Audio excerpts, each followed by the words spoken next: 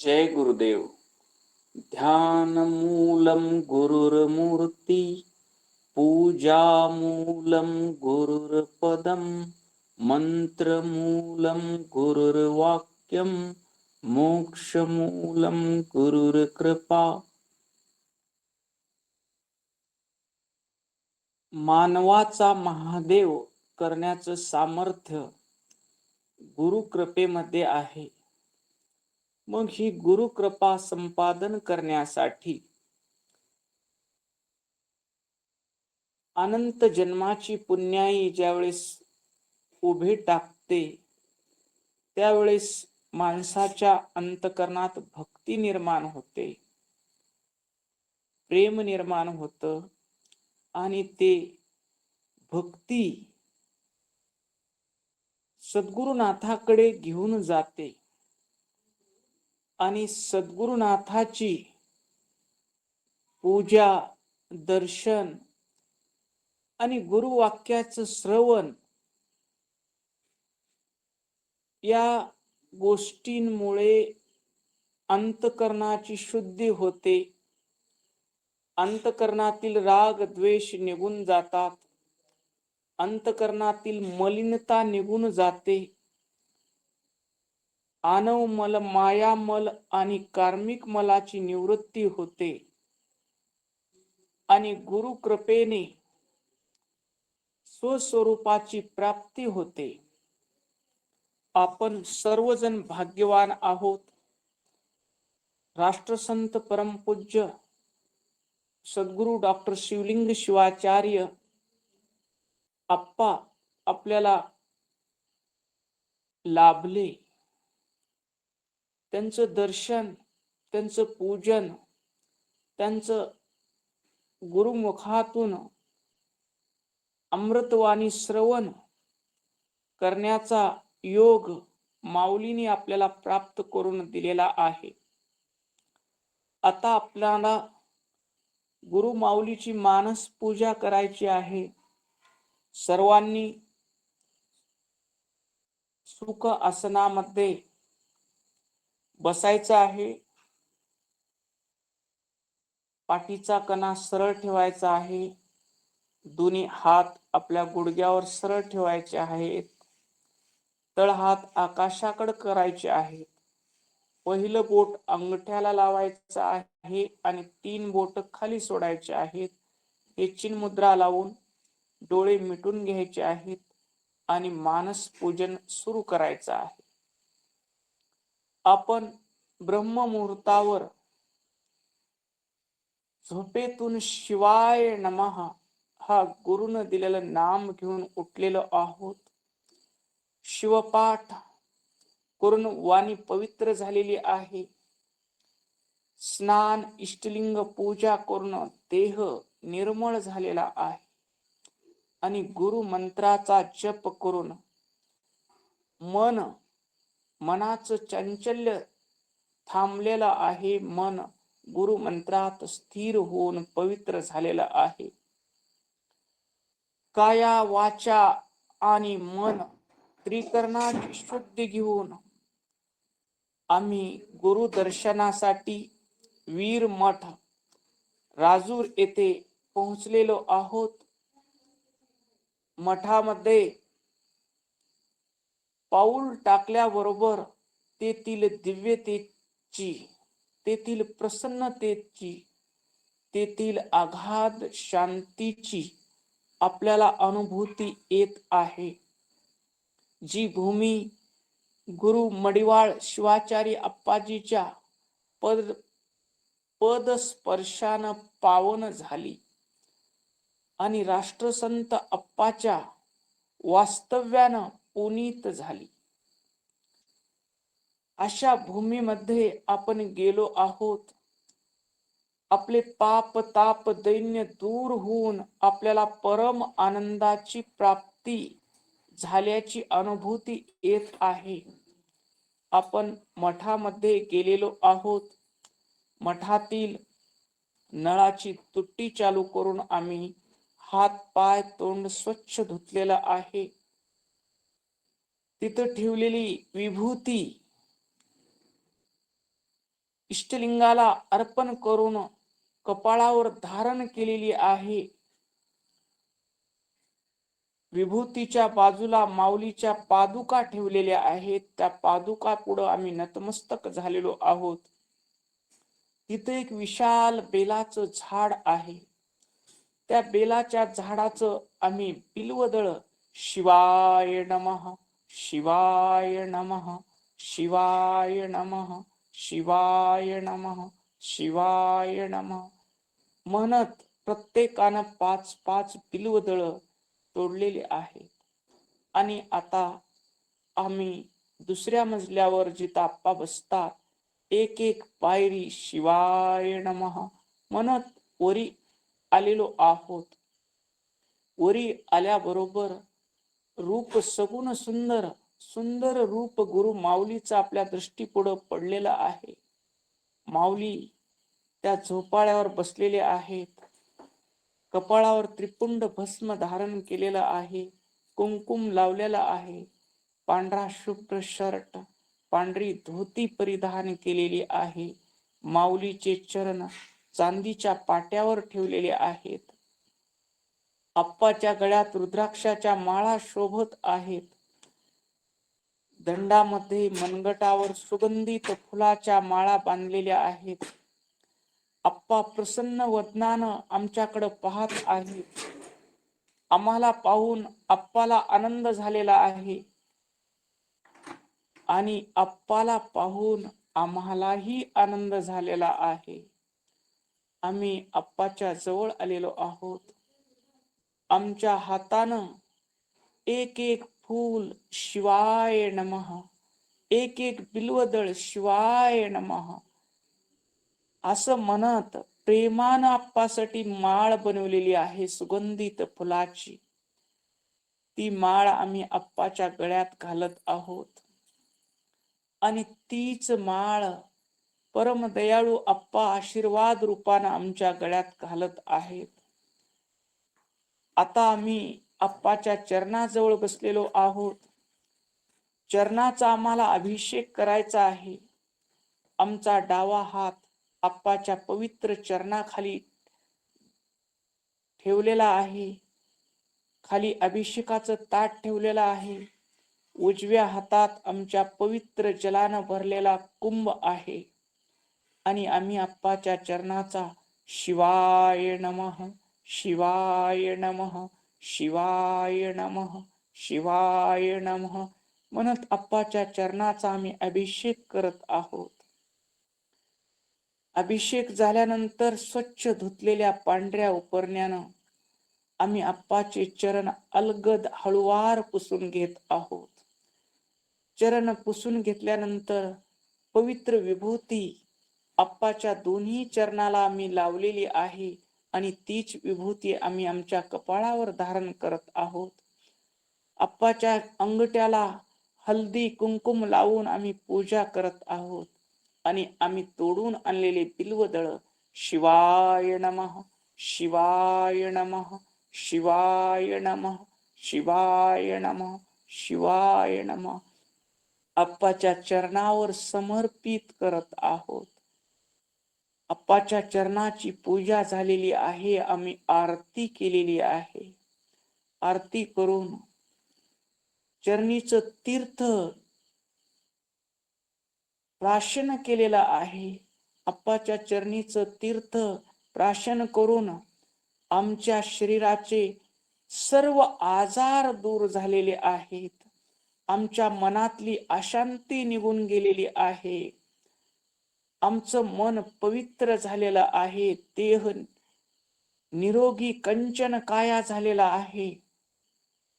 आमचे आधी भौतिक आधी दैविक आध्यात्मिक ताप निघून गेलेले आहेत आणि आम्ही अशा शुद्ध त्रिविध तापानी मुक्त देहानं आप्पाच्या चरणी साष्टांग दंडवत प्रणाम घातलेला आहे आणि आप्पाच्या चरणाजवळ बसून आम्ही विनंती करत आहोत. आप्पा, आम्ही तुमच्या चरणी शरण आलेलो आहोत. आमचं शरीर, मन, वाणी, प्राण मी पण आणि माझं पण सर्व तुमच्या चरणावर समर्पित केलेलं आहे अप्पा. आम्ही तुमचे लेकरं आहोत अप्पा. आम्ही तुमचे लाडके आहोत. तुम्ही आम्हाला तुम्ही लिहिलेलं शिवयोग शास्त्र जे जीवाला शिव करणार आहे, मायेच्या पाशातून सोडवणार आहे, त्रिविध मलापासून मुक्त करून स्वस्वरूपाची ओळख करून देणार आहे, ते शास्त्र, तो शिवयोग सिद्धांत आम्हाला तुमच्या मुखातून श्रवण करायचा आहे अप्पा. आमच्यावर कृपा करा. शुद्ध अंतकरणाच्या शिष्यानं केलेली विनंती परम दयाळू गुरु माऊलीनं मान्य केलेली आहे. प्रसन्न वदनानं आमच्या विनंती स्वीकृत केली आहे आणि माऊली ते शिवयोग शास्त्र सांगत आहेत आणि आम्ही मनाचे कान करून ते गुरुवाणी श्रवण करत आहोत. ब्रह्मानंदम परमसुखदम केवलम ज्ञानमूर्तिम द्वंद्वातीतं गगनसदृशं तत्त्वमस्यादिलक्ष्यम् एकं नित्यं विमलमचलं सर्वधी साक्षभूतं भावातीतं त्रिगुणरहितं श्रीगुरुं तन्नमामि. अज्ञानतिमिरन्धस्य ज्ञानाञ्जनशलाकया चक्षुरुन्मीलितं येन तस्मै श्री गुरुवे नमः. तस्मै श्री गुरुवे नमः. तस्मै श्री गुरुवे नमः. आपण शिवयोग शास्त्र या ग्रंथातील माया या प्रस्तावनेतील भागाचा विचार करत आहोत. शिवाची निर्मळ इच्छा हीच माया आहे. ज्यावेळेस ती निस्वार्थ असते त्यावेळेस आपण तिला परामाया म्हणतो आणि मायेमध्ये स्वार्थ येतो तेव्हा तिला आपण अपरामाया म्हणतो. परामाया म्हणते की मी आणि हे विश्व वेगळे नाही. रागे भरू कोणावरी देव भरला चराचरी. मी राग कोणाचा करू, माझा देव चराचरामध्ये भरलेला आहे. शंकर जळी काष्टी भरला, पिंडी ब्रह्मांडी बिंबला, अलक्ष दृष्टीने लक्षिला शंकरची शंकर. माझ्या हृदयातला आत्मा सर्व प्राणी मात्राचा आत्मा आहे. मी राग कोणाचा करू, कोणावर राग करू, मी द्वेष कोणाचा करू, मी निंदा कोणाची करू, मी तिरस्कार कोणाचा करू. सर्व काही जसं हात पाय डोळे कान हे माझेच अंग आहेत, तसं विश्वातील प्रत्येक माणूस प्रत्येक जीव हे माझच अंग आहे, माझच रूप आहे. असा जो भाव प्रकट करते ती कोणती माया असते हो? बोला. जय गुरुदेव. शुद्ध माया, शुद्ध परामाया. ओम नमः शिवाय. मी आणि हे विश्व वेगळे नाही. विश्वामध्ये भरलेलं चैतन्य अणु रेणू मध्ये माझच रूप आहे. मीच आत्मशक्तीनं विकसित झालो आहे. या 36 तत्वाच्या रूपानं विश्वरूप झालो आहे. ही कोणती विद्या आहे हो? कोणती विद्या आहे? बोला. ही कोणती विद्या आहे? जय गुरुदेव. सदाशिव विद्या. शुद्ध विद्या. ही कोणती विद्या आहे? शुद्ध विद्या. या शुद्ध विद्येला परामाया म्हणतात. इथं दोन पण नसतच. जिथं एकपणा भरलेला असतो ती परामाया, ती शुद्ध माया, ती जीवात, ती शिवस्वरूपच असतो जीव त्यावेळेस. असा ज्यावेळेस शुद्ध विचार असतो, शुद्ध विद्या असते, त्यावेळेस तो शिवस्वरूपच असतो. त्याचे संकल्प पवित्र असतात, त्याची इच्छा निर्मळ असते, त्याचं नियमन स्वार्थानं होत नाही. त्याचा सगळा व्यवहार जेव्हा निर्मळ असतो तेव्हा ती परामाया असते. आणि त्या मायेमध्ये, त्या इच्छेमध्ये स्वार्थ शिरतो, त्यावेळेस ती अपरामाया होते. एका आईचे दोन लेकर शाळेत जातात, छोटे छोटे पाठीवर दप्तर अडकावून शाळेत जातात. आणि दोघांचं एवढं एकूण एकावर प्रेम असतंय की बघायचं काम नाही. त्याला कोणी चिमटलं तर ह्याला दुःख होवं, आणि ह्याला कोणी चिमटलं तर त्याला दुःख होवं, एवढं प्रेम असतंय. दोघं भाऊ शाळेत जातात आणि तिथं कुणी जर एका भावाला मारत असला तर दुसरा भाऊ पुढे जाऊन मारतो. आधी मला हात लावून पुन्हा त्याला हात लाव. ते आणि मी वेगळे नाही, ही एकात्म भावना असते. त्यावेळेस त्या दोघा भावात कोणती माया असते? बोला. परामाया, ऊर्ध्व माया, शुद्ध माया. आणि तेच भाऊ पुन्हा मोठे होतात आणि एकूण एकाच्या विरोधात काठी घेऊन थांबतात. त्यावेळेस कोणती माया असते? अधो माया. माया बदलली का? नाही. मायेमध्ये काय शिरला? स्वार्थ शिरला. स्वार्थ शिरला. माया कशी आहे? पाण्यासारखी आहे. पाणी कसं असतं? शुद्ध. पाणी रे पाणी तेरा रंग कैसा. पाणी काय म्हणतंय? जिसमे मिलाया वैसा. माझा स्वतःचा काही रंग नाही, मी शुद्ध स्वरूप आहे.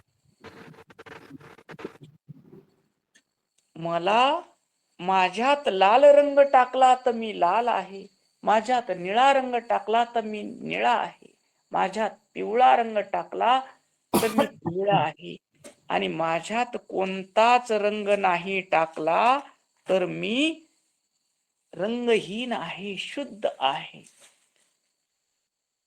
मग हे जगातले भांडण कशामुळे आहे? तू बोला. स्वार्थामुळं. मायेमध्ये स्वार्थ शिरला. भाऊ भावाला बोलायला तयार नाही. भाऊ भावाचा वैरी झाला. भाऊ भावाचा वैरी झाला.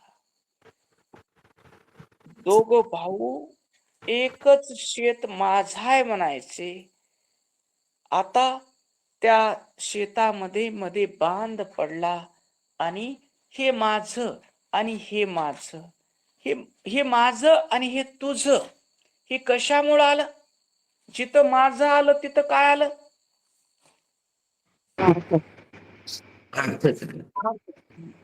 माझं आलं तिथं काय आलं? बोला. तुझं आलं. जय गुरुदेव. तुझं माझं आलं. आलं तिथं तुझं आलं. बरोबर आहे. जिथं माझं आलं तिथं तुझं आलं. म्हणून गुरु माऊली म्हणायचे, मी म्हणू नका, आम्ही म्हणा, आमचं म्हणा, त्या मीला विशाल करा. विश्वची माझे घर, हे विश्व माझं घर आहे. ऐशी मती जयाची स्थिर, अशी बुद्धी स्थिर करा. किंबहुना चराचर आपणची झाला. हे चराचर विश्व, हे विश्व पुरुष मी आहे. आणि ह्या विश्वातले सर्व माणसं माझे, कोणी बोट आहेत, कोणी हात आहे, कोणी पाय आहे, कोणी डोळे आहे, कोणी कान आहे, सर्व विभूर व्याप्य सर्वत्र, सर्व विश्वामध्ये व्यापलेला मी आहे. सर्वे इंद्रियानाम, सर्व इंद्रियामध्ये मीच आहे. सदा मे समत्वम, माझ्यामध्ये विषमता नाही.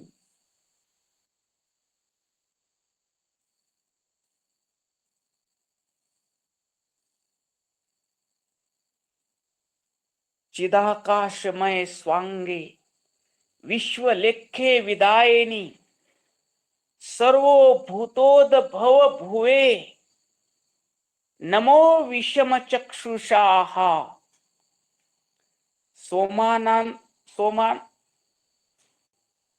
सोमानंदनाथ हे ज्यांनी शिवदृष्टी ग्रंथ लिहिला, ते शिवदृष्टी ग्रंथाच्या पहिल्या श्लोकात लिहितात, चिदाकाशमय स्वांगे विश्वलेखे विधायने.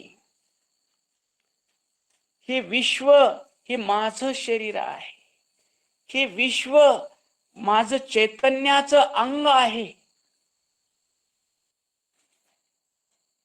आणि या चैतन्याच्या अंगावर, चैतन्य रूपी आकाशावर चित्र काढणारा मी चित्रकार आहे. सर्व भूतोद्भव भुवे, सर्व प्राणी मात्राचं जे चित्र निर्माण झालेलं आहे, ते चित्र ही मीच आहे. हे बघण्यासाठी कोणता डोळा लागतोय हो? बोला.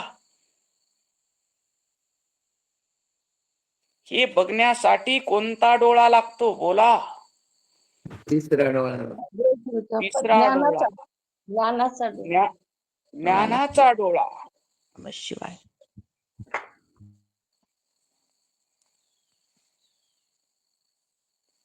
आहे का तुमच्याकडे ज्ञानाचा डोळा? बोला, आहे का? ज्ञानाचा डोळा आहे का? येऊ लागलेला आहे आता. येऊ लागलेला आहे. सर्वत्र ईश्वर पाहण्यासाठी कोणता डोळा लागतो? परमरश्यातली ओवी पाठ आहे का तुम्हाला? पाठ आहे का कुणाला? बोला.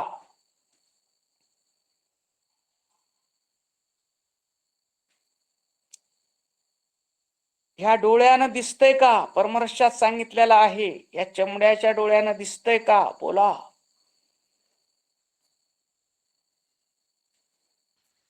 मनशी ब्रह्म कैसे असे, ते चर्मचक्षु ते न दिसे, ते न दिसे. बोला, ज्ञानांजने बोला. प्रकाशे हृदयाकाशे ओ देवी. एकदम बरोबर आहे. मनसी ब्रह्म कैसे असे. हा बोला ताई, काय म्हणत होता? नाही, कितवा श्लोक आहे, कोणत्या अध्यायातला? आता ते श्लोकाचा क्रमांक काही लक्षात नाही, पण परमरश्यामधला ही ओवी आहे, मनसी ब्रह्म कैसे असे, ते चर्मचक्षु ते न दिसे, ज्ञानांजने पूर्ण प्रकाशे हृदय काशी ओ देवी. ब्रह्म जर कसं आहे हे विचारशील देवी पार्वतीला शिव म्हणतात. ते हे चमड्याच्या डोळ्यानं दिसणार नाही, त्याला ज्ञानाची दृष्टी यावी लागेल. मग ज्ञानाची दृष्टी येण्यासाठी अडचण काय तुम्हाला आम्हाला? बोला. शाळेत दोघं भाऊ जात होते त्यावेळेस ज्ञानाची दृष्टी होती, हा माझा आहे, हा माझा आहे. आज काय झालं की ज्ञानाची तुमची दृष्टी गेली कुठं? बदलली दृष्टी. काय, कशामुळे बदलली? स्वतःच सार्थाचा. झालं, स्वार्थ आला. स्वार्थामुळं बदलली. स्वार्थ येण्याला कारण काय झालं? घरात काय आली? अधो माया आली. माया घरात आली. हा बोला संगमेश्वर महाराज, काय बोलायचंय का तुम्हाला? बोला. नाही सांगायचं होतं, दुसरं काय. घरामध्ये काय आली? माया आली. घरामध्ये जर शुद्ध माया आली तर ते घर कसं होईल? घर शुद्धच होईल ना. घर घरामध्ये सर्व नंदन, विचार चांगले येतील. घर नंदनवन होईल. घरामध्ये जर परामाया आली, शुद्ध माया आली तर ते घर कसं होईल? नंदनवन होईल. घरातले सगळे माणसं कसे होतील? सदाचारी होतील. घरातले सगळे माणसं कशी होतील? शिवभक्त होतील. आणि त्यांच्यामध्ये पंचाचार येतील. पंचाचार काय सांगतो? सदाचार. सदाचार काय सांगतो? सगळे हे माझेच आहेत. सदाचार काय सांगतो? हा कोणाचा, हा कोणाचा म्हणू नका, हा आमचा म्हणवा. कुडल संगम देवा, तुमच्या घरचा पुत्र म्हणवा. अण्णा बसवांना सदाचार खूप सुंदर सांगतात. सत आणि आचार. सत म्हणजे परमात्मा आणि परमात्म्याशी जोडलेलं आचरण म्हणजे सदाचार. परमात्मा कसा आहे हो? सर्व व्यापक आहे. सर्व चराचरात भरलेलं सत तत्व आहे आणि त्या तत्वाला जाणून आचरण करणं हे अण्णा बसवांना जाणलं. आणि अण्णा बसवांना म्हणाले, हा कोणाचा, हा कोणाचा म्हणू नका. हे देवा, तुम्हाला माझ्यावर जर कृपा करायची असेल कुडल संगम देवा, तर माझ्या मुखातून हा कोणाचा म्हणू नका. मग काय म्हणवा? हा अमुचा म्हणवा. ह्याच्याही पुढे जाऊ. हा बोला. ही चर्मचक्षुची ओवी 4थ्या अध्यायातली 66वी आहे. हा जय गुरुदेव. 4थ्या अध्यायातली 66वी ओवी आहे. लक्षात ठेवावी. कुणाचा प्रश्न होता त्यांनी, आणि ते ओवी पाहावी आणि त्याचं चिंतन करावं. तर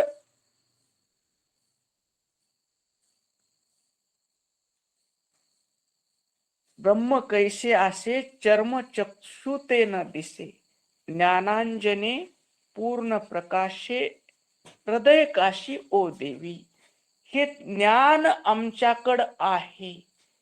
या ज्ञानामध्ये बाधा का आली तर माया शिरली.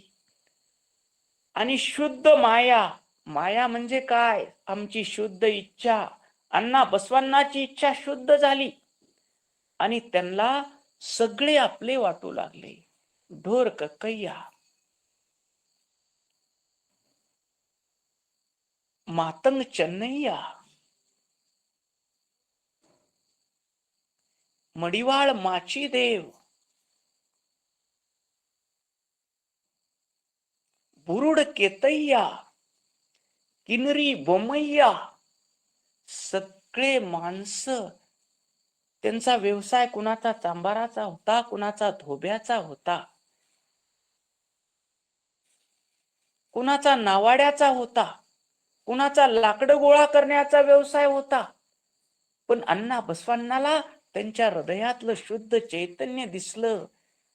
आणि 12व्या शतक विषमतेचं शतक होतं. माणसाला माणसाचा स्पर्श चलायचा नाही. आपला सिद्धांत काय सांगतो? शिव शिव म्हणायला सांगतो. शिव म्हणजे निर्मलता, शिव म्हणजे पवित्रता, शिव म्हणजे मांगल्य. शिव शब्द उच्चारला की वातावरण पवित्र होऊन जातं. पण त्या काळामध्ये शिवू नको, शिवू नको, शिवू नको. शिव शिव कुणी म्हणत नव्हतं. काय म्हणत होते? शिवू नको, शिवू नको. आम्ही पवित्र आहोत, आम्ही उच्चवर्णीय आहोत, आम्हाला शिवू नका. तुमचा स्पर्श झाल्यावर आम्हाला विटाळ होईल. असं एवढं विषमतेचं वातावरण होतं.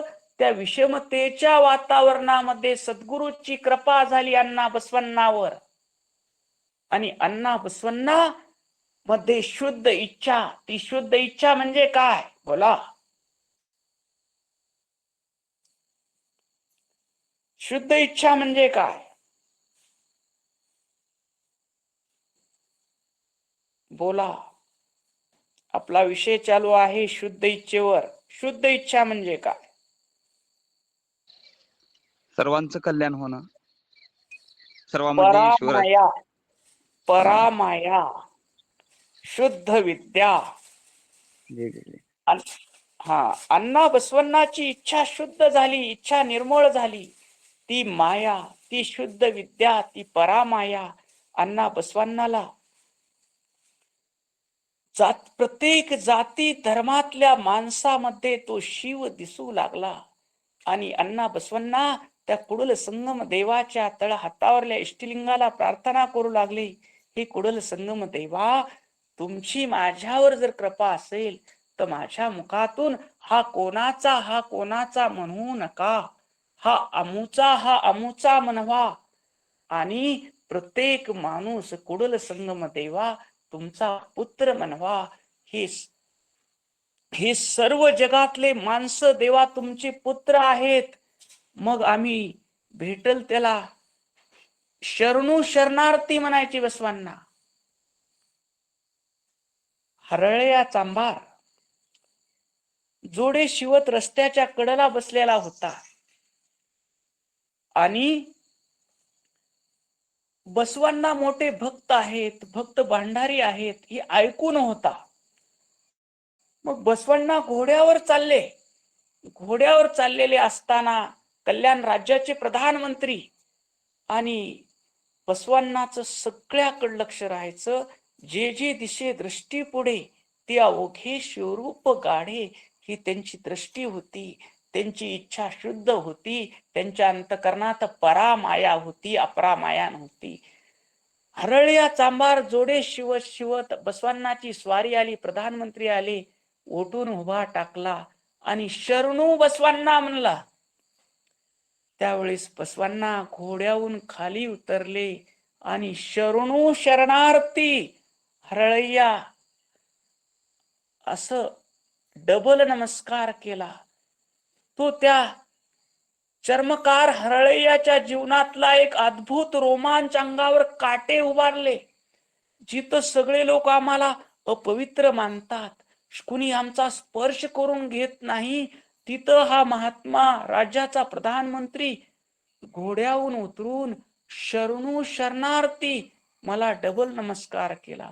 मी शरण आलो आहे तुमच्या हृदयातल्या शिवा, मी तुम्हाला शरण आलो आहे. शरणू शरणार्थी, मी शरण झालो आहे, असा नमस्कार केला आणि घोड्यावर बसून बसवांना निघून गेले. इकडं त्या हरळ्या चांभाराला झोप लागली नाही. त्याची बायको कल्याणी आणि हरळय्या दोघं विचार करू लागले की अण्णा बसवण्णा न आम्हाला, मी शरणू म्हणलो आणि त्यांनी शरणू शरणार्थी म्हणले, काय द्यावे त्याशी व्हावे उतराई.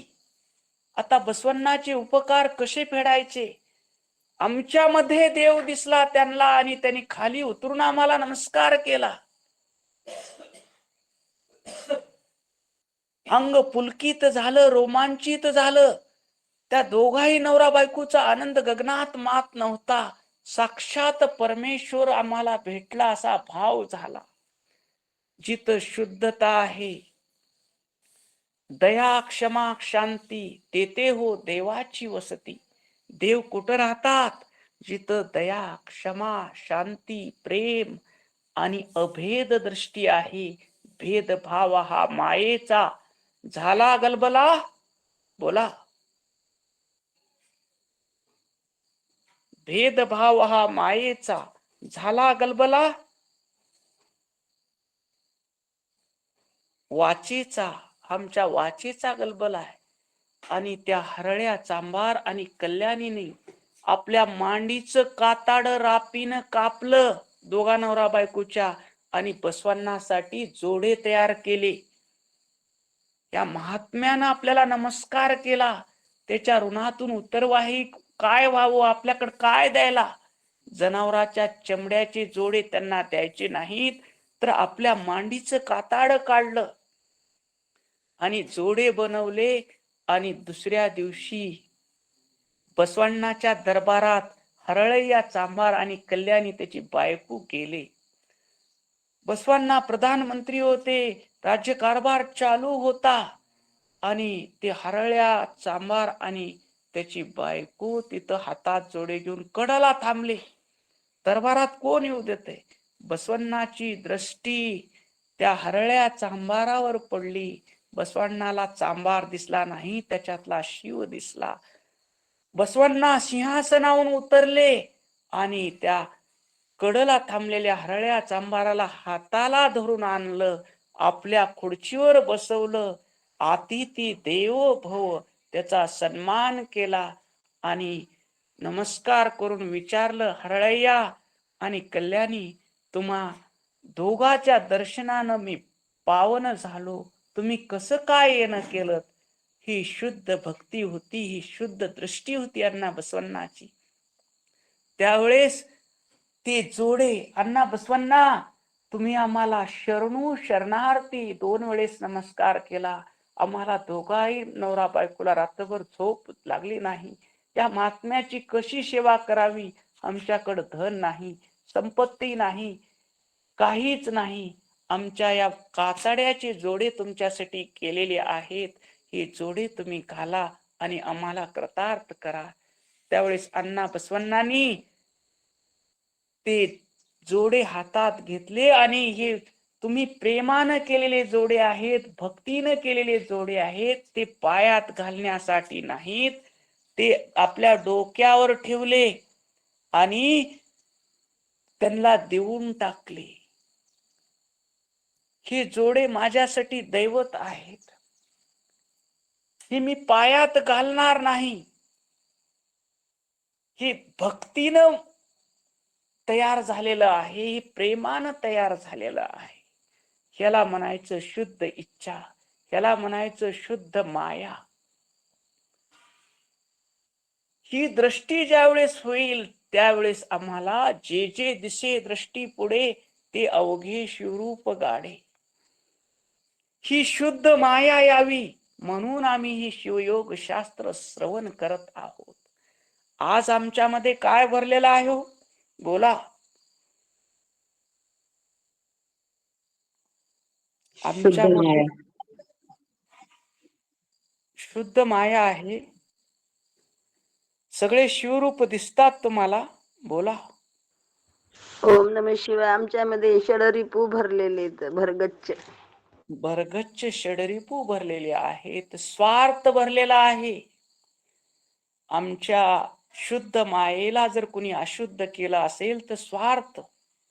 आम्ही जसं जसं मोठे होत जाऊ तसं पुन्हा हे पुस्तक माझं, ती वही माझी, हे पेन माझी, ही पेन तुझी,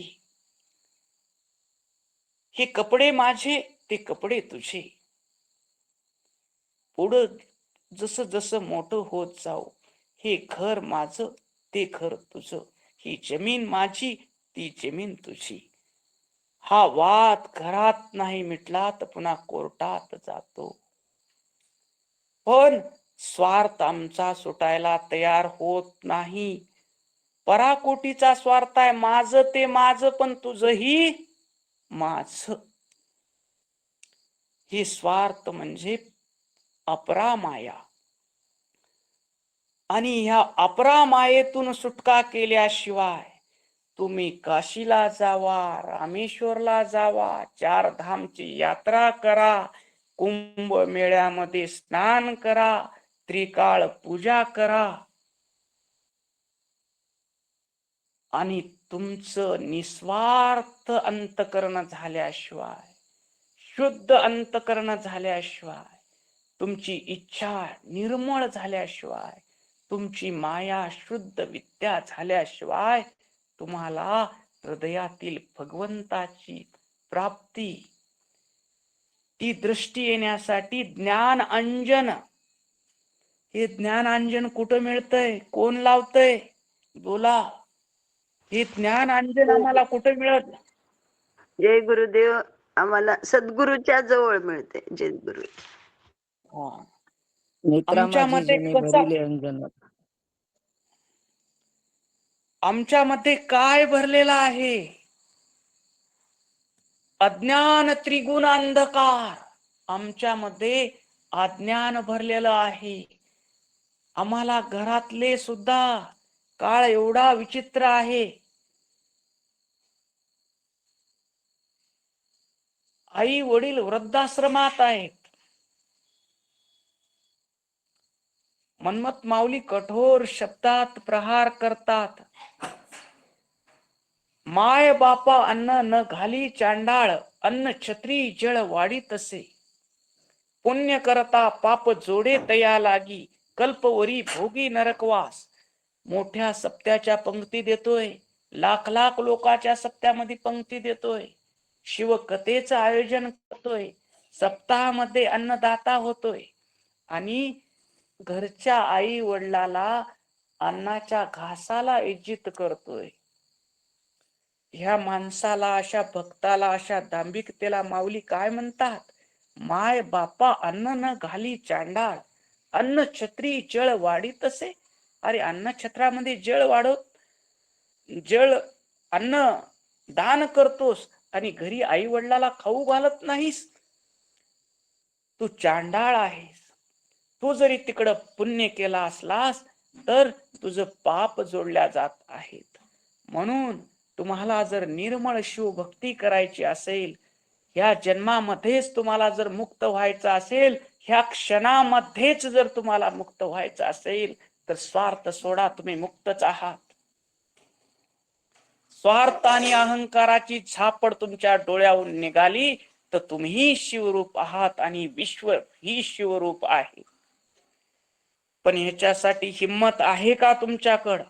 एका क्षणात स्वार्थ आणि अहंकार सोडायची ती हिम्मत लागते. ती हिम्मत येण्यासाठी गुरुच्या चरणी समर्पित व्हावं लागतं. अज्ञान त्रिगुण अंधकार, आमच्यामध्ये सत रज तम या त्रिगुणात्मक प्रकृतीचा, या प्रकृतीची ही माया आहे, अशुद्ध माया, जी स्वार्थानं भरलेली आहे, पंचकंचुकानं वेढलेली आहे. आनवमल, मायामल आणि कर्ममलानं आमचं अंतकरण खचाखच भरलेलं आहे. इथं देवाला पाय ठेवायला सुद्धा जागा नाही. आणि आम्ही भजनात म्हणतो, माझी हृदय भुवन करा आपले सिंहासन. बाळा, मी किती दिवस झालं तिथं सिंहासन करायला वाट बघू लाव, पण पाय ठेवायला तिथं जागा नाही की रे. किती स्वार्थ भरला तुझ्या हृदयामध्ये. जगी स्वार्थ हा भरला, परमार्थ हा नाही उरला. जगामध्ये काय भरला? स्वार्थ भरला. आणि स्वार्थ भरल्यामुळं काय नाही उरलं? परमार्थ नाही उरला. आम्हाला आमचे आई वडील आपले वाटत नाहीत, आम्हाला आमचा भाऊ आपला वाटत नाही, आम्हाला आमची बहीण आपली वाटत नाही. आम्हाला लेकराच्या जर हातातला मोबाईल घेतला तर लेकरू गुर्र करून बघू लागलंय माय बापाला, आम्ही कुठं चाललो?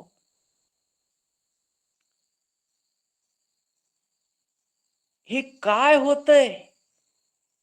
माऊली गर्भात बाळ असताना शिवचिंतन करत नाही, सद्गुरूच्या प्रवचनाचं श्रवण करत नाही आणि ती मोबाईल बघत बघतच तिचा गर्भाचा काळ घालते. मग बाळावर काय संस्कार होतील? पुन्हा काम करू देत नाही म्हणून त्याच्या हातात मोबाईल देते आणि हिनं कामात राहते. हिनं वेगळा मोबाईल बघते आणि ती लेकरू वेगळं मोबाईल बघते. पुन्हा स्वयंपाक करत करत सिरियल लावून मोबाईल. आम्ही कुठंतरी चुकत आहोत. आम्हाला सावध झालं पाहिजे, आम्हाला सावरलं पाहिजे. आणि या स्वार्थातून, या अपरा मायेतून बाजूला निघालं पाहिजे. अज्ञान त्रिगुण अंधकार आमच्यामध्ये आम्ही कधी सात्विक भावात येतो. मी मोठा भक्त आहे, मी त्रिकाळ लिंग पूजा करणारा आहे, मी लिंग पूजा केल्याशिवाय पाणी पित नाही, मला इतके अभंग पाठ आहेत, मला परमर्श पाठ आहे, मला हे शिवयोग शास्त्राचा मी अधिकारी, मी ज्ञानेश्वरीचा अधिकारी, मी अमृत अनुभवाचा अधिकारी, मी पंचकर्णाचा अधिकारी. हा सात्विक अहंकार. आमच्या एवढा श्रीमंत कोणी नाही. या गावात लोक आमचं नाव घेतात. हा राजस अहंकार. माझं नाही तर तुझंही नाही, हा तामस अहंकार. मी मनात आणलो तर क्षणात तुझं सगळं नष्ट करीन, हा तामस अहंकार. या अज्ञान त्रिगुण अंधकार आमच्यामध्ये या त्रिगुणाचा सत रज तम या त्रिगुणाचा अंधकार भरलेला आहे. आणि या अंधकारानं, या अंधकाराचं मूळ कारण काय? बोला, या अंधकाराचं मूळ कारण काय सांगता येईल कुणाला? या अंधकाराचं मूळ कारण काय? अधोमाया, अधोमाया. स्वार्थ. सगळ्यात बरोबर उत्तर जर का असेल तर स्वार्थ आहे.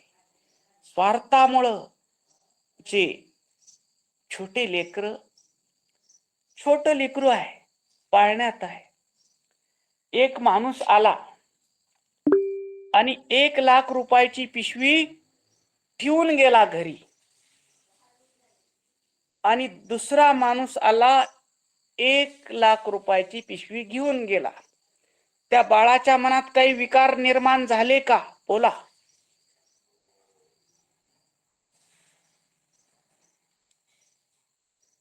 पिशवी आणून ठेवला, त्या बाळाच्या मनात काही विकार निर्माण झाला का? बोला. नाही नाही नाही नाही झालं. बाळ कसं आहे? निर्विकार आहे. बाळ निर्विकार आहे. निर्विकार कसं? घरच्या ते उजेड, चोरा ते अंधार, नेनो दीप बारे भिन्न भाव, तैशे योगेश्वर समबुद्धी प्राणी, भेदा स्वप्नी न आणती हो. आम्हाला जर ईश्वराची प्राप्ती करून घ्यायची असेल तर भेद आमच्या जागीपणीही नसला पाहिजे, स्वप्नातही भेद नाही आला पाहिजे. दिवा बल्ब लावलेला आहे, घरच्याला उजेड देते आणि चोर आल्यावर अंधार होते का? बोला.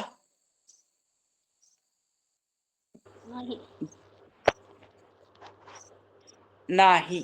घरच्या ते उजेड, चोरा ते अंधकार, नेनो दीप बारे भिन्न भाव. त्या दिवाजवळ त्या भेदभाव नाही.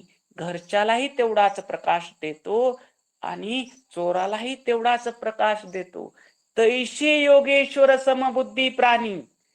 ज्यांनी आपला स्वार्थ सोडलेला आहे, ज्यांनी आपला अहंकार सोडून अहंकार विशाल केलेला आहे, हे विश्व माझच रूप आहे, इथं कोणीही वेगळा नाही. मम आत्मा सर्वभूतात्मा. तैशे योगेश्वर समबुद्धी प्राणी. आम्हाला ईश्वर व्हायचा आहे. ईश्वर होण्यासाठी स्वार्थ सोडावा लागल. आम्ही ईश्वर स्वरूपच आहोत, आम्ही शिवच आहोत. आम्हाला जीव भावात कुणी आणलं तर स्वार्थानं आणलं. हा माझा, हा लोकाचा, ही माझी, ही लोकाची. हा चोर, हा सज्जन, हा भक्त, हा दुर्जन. असा भेदभाव ज्या दिवशी आमचा संपतो त्या दिवशी तयाशी लोह कांचन, गारा आणि समरत्न, मान अपमान समान आनंद भरित सर्वदा. ज्याची ही अपरा माया निघून जाते. अपरा माया म्हणजे त्या मायेत मिसळलेला स्वार्थ आणि अहंकार निघून जातो. त्यावेळेस मायेमध्ये भरलेला स्वार्थ आणि अहंकार निघून जातो, त्यावेळेस तो विश्वाकड